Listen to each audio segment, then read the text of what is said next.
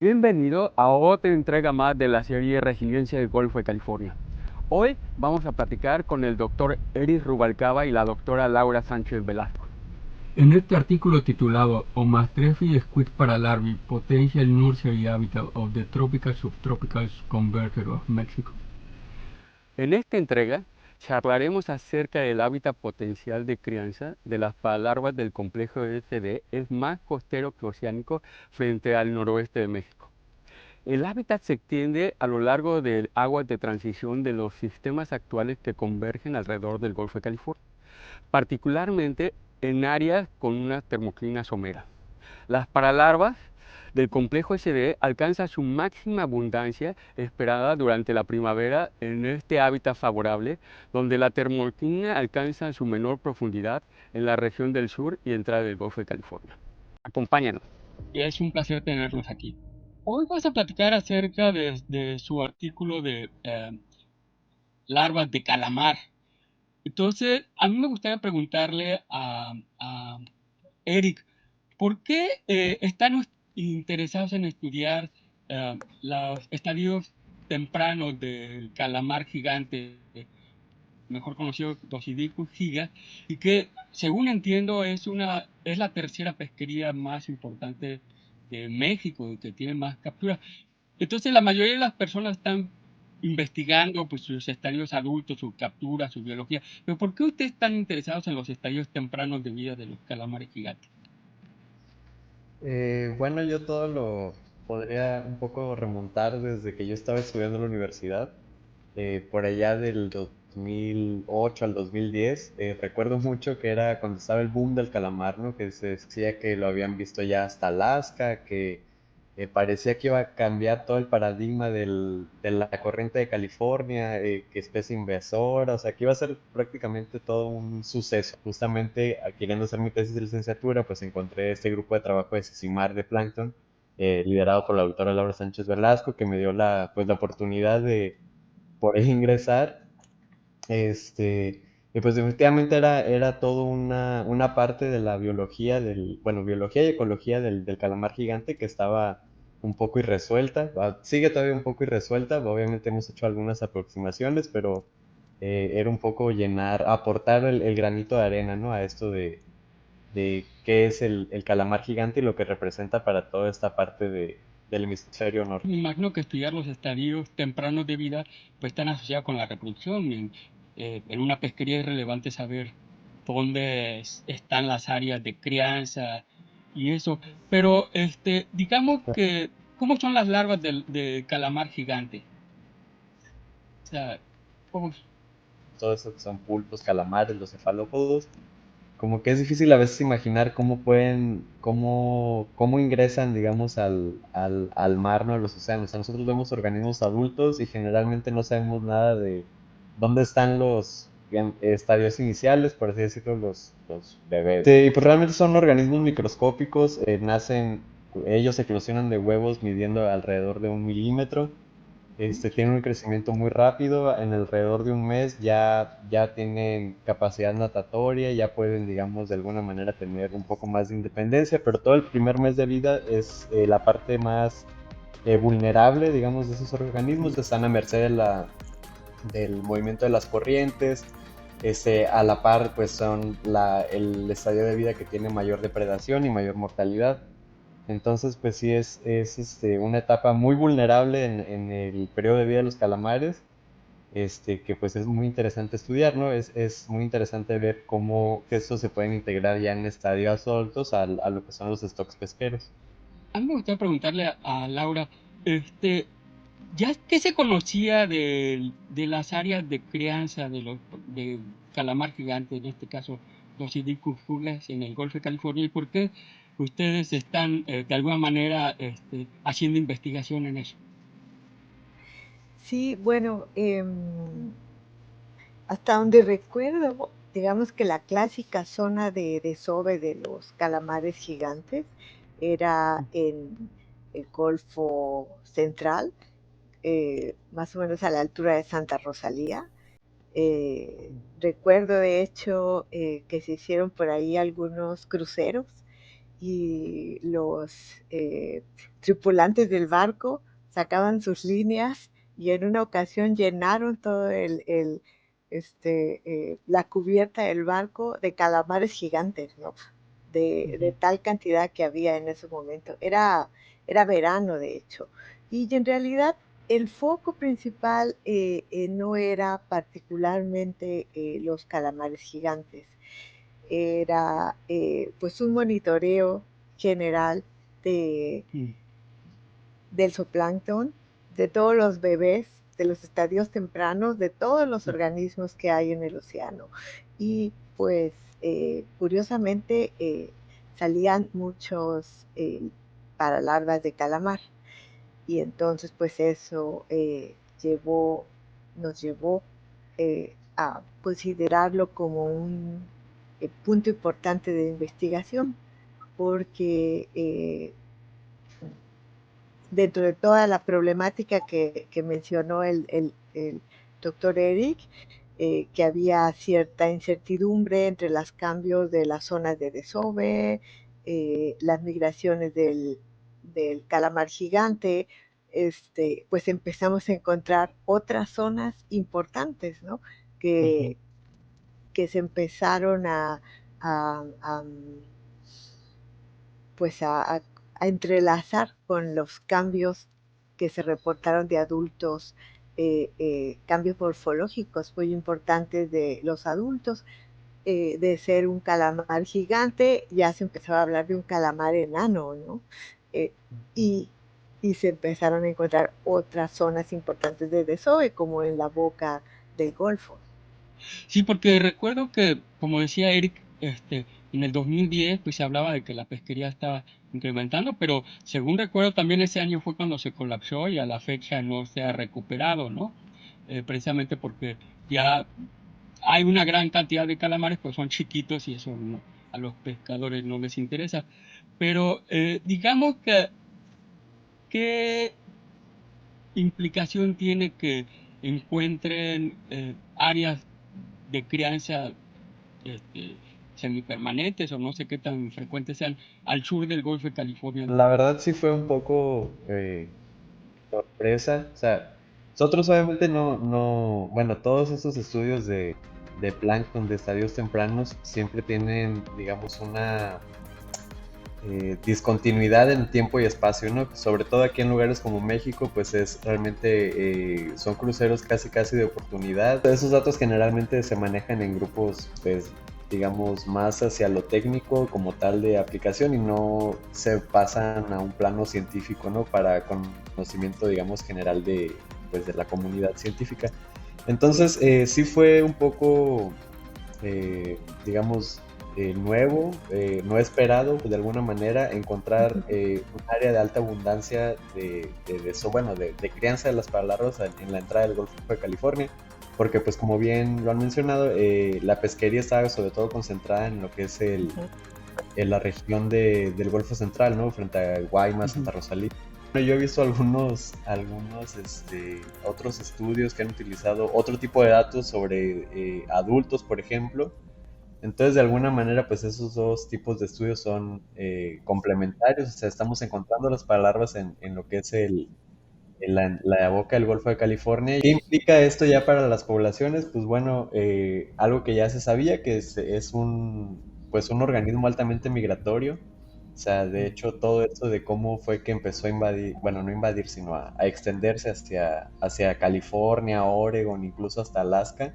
Al ser una especie muy migratoria, o sea, realmente lo que pudimos encontrar es que muy probablemente todas estas poblaciones que estaban en el norte alimentándose, para su momento de reproducción volvían a regresar a aguas mexicanas, ¿no? Que era pues su sitio más idóneo para la crianza. Sí.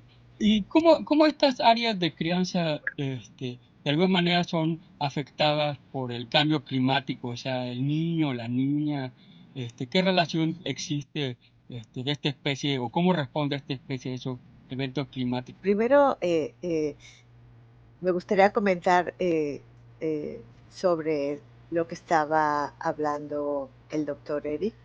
Eh, Ajá.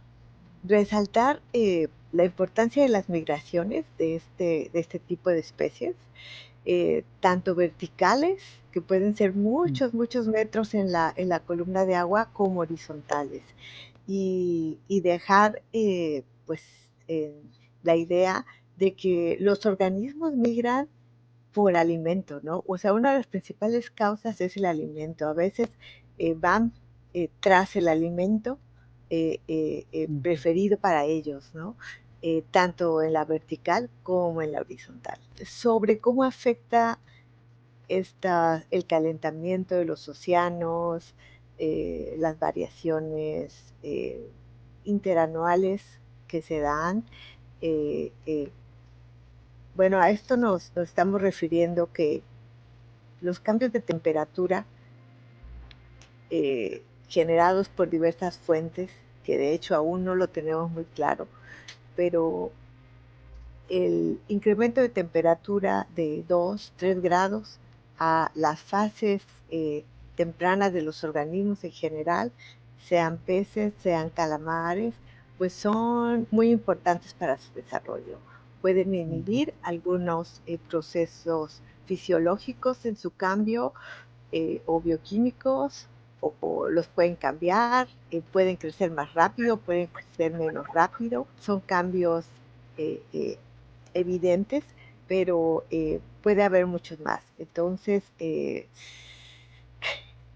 los cambios eh, eh, que tenemos ahora en el océano, como el calentamiento, la pérdida de oxígeno, pues realmente a los que perjudican en primera instancia son a los primeros estadios de vida de los organismos marinos, incluyendo los calamares, ¿no?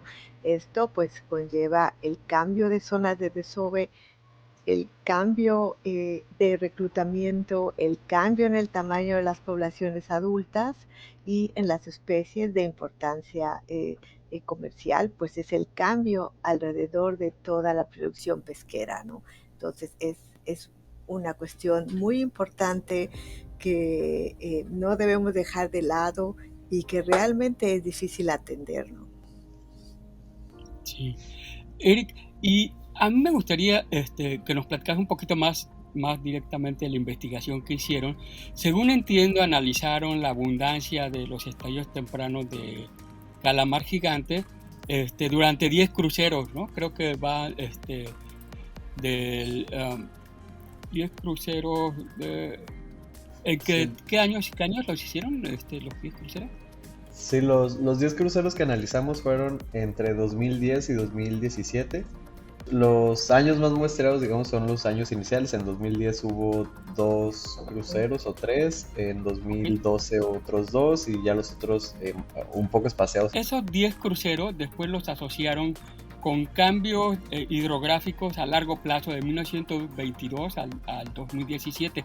¿Cómo fue esa conexión de cambio de largo plazo a inferir cuál sería el hábitat de los calamares?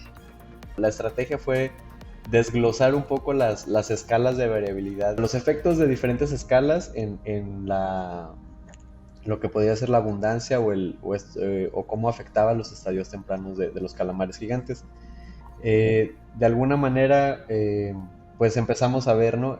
Tenemos un crucero que era directamente sobre muestrar un remolino, luego resultaba que teníamos por ahí un crucero que era con condiciones la niña, y luego tenemos el complementario que era en el niño. Entonces pues bueno, comparar lo que había sucedido entre uno y otro.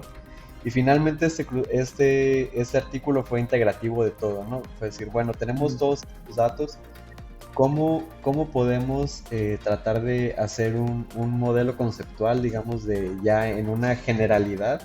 ¿Cómo es que todas estas condiciones distintas que tenemos a través de lo que hemos muestrado, de ya sea condiciones el niño, la niña, o si hay estos fenómenos más pequeños como, bueno, remolinos, frentes, etcétera, cómo poder integrarlo todo para tener un modelo conceptual de cómo son las áreas de crianza, ¿no? Generamos nosotros un modelo estadístico, que lo que hicimos fue tomar varias variables a considerar para crear este modelo. Al final 3 variables fueron, digamos, las más importantes, o sea, estadísticamente las más importantes, que fueron la temperatura y la salinidad eh, de la base de la termoclina, que bueno, la termoclina es esta zona en la columna de agua donde digamos siempre es más caliente arriba, más fría abajo, entonces la zona donde hay mayor cambio de temperatura es una zona de transición. Entonces, temperatura y salinidad de la base de la termoclina hacia superficie y la profundidad como tal de esta zona de transición de agua. Ya una vez generado este modelo donde sí nos daba una correlación entre, digamos, estos cambios de temperatura, salinidad y qué tan profunda o no estaba esta termoclina, poder extrapolarlo a unas condiciones promedio, ¿no? Y entonces ya poder hacer algunas conclusiones, ¿no? Respecto a esto de cómo este hábitat de crianza o la zona donde se desarrollaban las palabras cambiaba a través del tiempo. Y es que es interesante cómo el Golfo de California, aunque ha sido muy estudiado, realmente cuando uno empieza a buscar datos se ve que no ha sido estudiado tan sistemáticamente como es la costa occidental, ¿no? ¿Cuáles serían una de sus principales conclusiones del estudio que ustedes realizaron? ¿Y qué implicaciones eso pudiera tener tal vez para las personas que pescan calamar? ¿Cuándo ustedes esperarían que tal vez pudiera ser que el calamar volviera a ser un recurso pesquero en México? A través del tiempo donde se desarrollaba la investigación fue una de las preguntas que surgió mucho, ¿no? Así como de ¿cuándo va a volver o qué va a pasar a futuro? Entonces, esta investigación como tal la concluimos en 2021. De las conclusiones que teníamos o que tenemos en general es que las condiciones frías en el Golfo de California pues ayudan a que haya una mayor reproducción, también hay mayor alimento para los adultos, entonces crecen más, son más grandes y también organismos más grandes pues ponen más huevos, entonces digamos se retroalimenta, ¿no? Todo esto. Para antes de 2020 teníamos más o menos unos 7 años en el que el Golfo había estado relativamente caliente, ¿no? Que fue desde enero del 2014 que inició una onda cálida, luego vino el Niño, luego generalmente después de un evento del Niño hay un enfriamiento por un evento de la Niña. Entonces hacia finales del 2020 empezó un fenómeno de la Niña relativamente fuerte y extendido, que de hecho prácticamente acabó hasta inicios de este año. Entonces, pues bueno, hasta esa última actualización de datos que nosotros tuvimos para octubre, noviembre del 2021, pues lo que esperábamos es que como ya teníamos para ese entonces un año de condiciones frías y que probablemente también en ese momento el pronóstico era que todavía durara más o menos un año más esas condiciones frías, que probablemente para la siguiente época de pesca pudiera ser que hubiera organismos más grandes, ¿no? Tuve una pequeña llamada telefónica con el ingeniero, quien maneja todo lo del calamar, ¿no? Para la Secretaría de Pesca. Y sí, lo que él decía es que seguía habiendo calamares chicos, ¿no? Para esa actualización de 2021. Y hubo un crucero por parte del grupo de trabajo que fue en octubre del 2022. Yo no fui, que sí les tocó ver calamares, no grandes, pero sí, o sea, de un tamaño, bueno, que desde el barco, que se veía considerable, ¿no? Ahorita, actualmente, que es julio del 2023, aparentemente el pronóstico es que va a entrar un fenómeno del Niño otra vez un poco fuerte. Probablemente eso va a volver a tener sus efectos, ¿no? En las poblaciones de calamares. Entonces, pues toda la pesquería para México sí se ve pues todavía pues no sé, difícil de dar un pronóstico sobre esto. Claro, no, es que es difícil, sobre todo que realmente parece que el Golfo de California está sujeto a un calentamiento prolongado, ¿no? O sea, como dice, de repente debería haber Niña y pues hay condiciones, pero no son tan frías como uno pudiera esperar o como era en el pasado.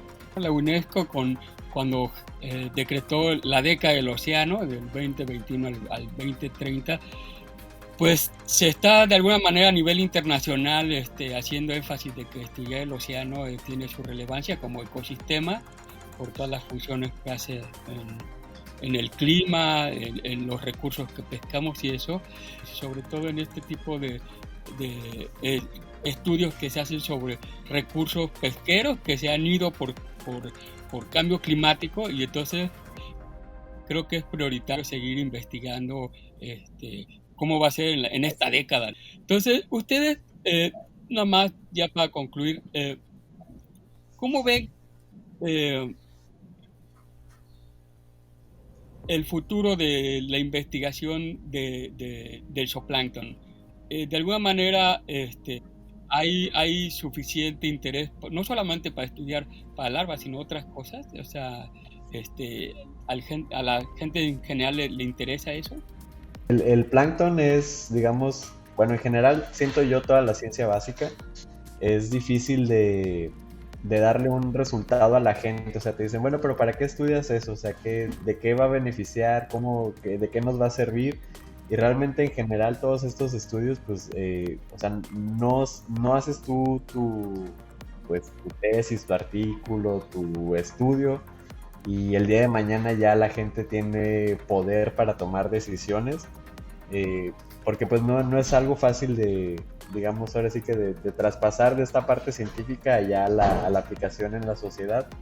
Pero sí es importante porque al final el conocimiento es poder, ¿no? O sea, el conocimiento siempre es poder, y quien tiene el conocimiento es quien tiene el poder. Entonces, sí es importante tener, digamos, la película completa de los recursos de los cuales depende la gente. O sea, como se mencionó al inicio de esta entrevista, el calamar llegó a ser el tercer recurso pesquero o sea, por importancia, digamos, en México. Y realmente estaba concentrado toda la pesquería en dos comunidades, ¿no? Que es Santa Rosalía y Guaymas. Entonces, llegó a ser una parte importante en la economía de, pues no sé, son núcleos urbanos relativamente pequeños, pero era eje central de la economía de varios miles de personas, y de repente de un día a otro se fue. Entonces, obviamente, toda esta gente que se dedicaba a la pesca del calamar, desde, bueno, pesca, ¿cómo se dice? Procesamiento, exportación, de transportación, etcétera, de pronto pues vio cortada toda su fuente de ingreso, y pues obviamente hay que seguir buscando hacia dónde se mueve todo esto. Entonces, no es ajeno o sea, el estudio del plancton, el estudio de ciencia básica, no es ajeno a la gente. La verdad es que yo creo que hay buenas noticias. O sea, cada vez que ustedes salen ven larvas de calamar, y por lo tanto pues, es indicadora que está ahí, se está reproduciendo, y es cosa de esperar de que estén las condiciones favorables para que alcance el morfotipo grande y pueda de alguna manera ser disponible al público. Ojalá que tengan el ímpetu y seguir investigando este importante recurso. Y bueno, no hay más que agradecer su tiempo, su colaboración para estas entrevistas de Resiliencia del Golfo de California, y muchas gracias por su tiempo. No, pues muchas gracias por la invitación. Saludos. Por la invitación. Felicidades por la iniciativa de difundir la importancia del zooplancton, ¿no?